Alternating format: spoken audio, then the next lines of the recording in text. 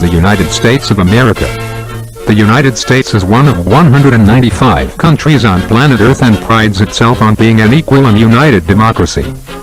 According to the Oxford Dictionary, a democracy is a system of government by the whole population or all the eligible members of a state, typically through elected representatives.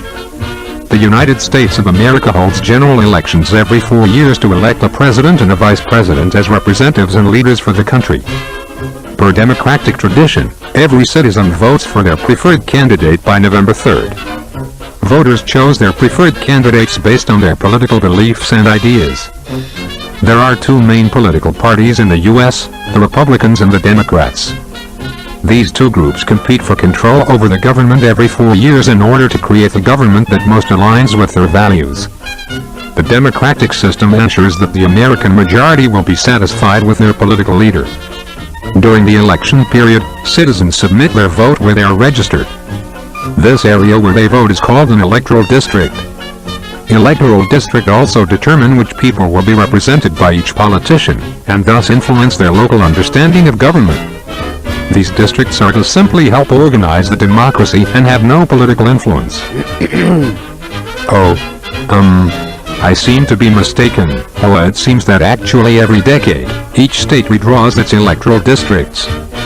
Depending on which party is in power, they use the borders to manipulate political power in their favor. Well, that seems less than democratic. Anyways, once the polling places close, the votes are in and it's time to count.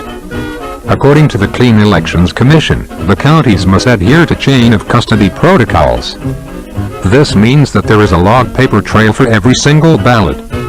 This includes all early ballots and all ballots at voting locations. Ballots are stored in secure locations, and there is a live video feed to the ballot tabulation room for every county.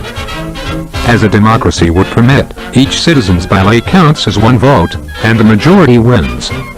Oh, what's that? They are not?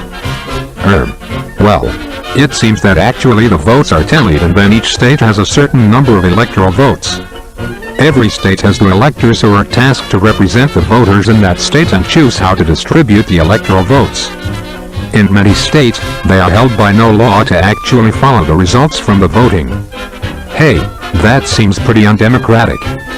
This system used to be helpful back when America was promoted expansion into rural areas, because it promised more weight for smaller towns. But now, like electoral districts, this outdated system seems to be a tool for political manipulation and control.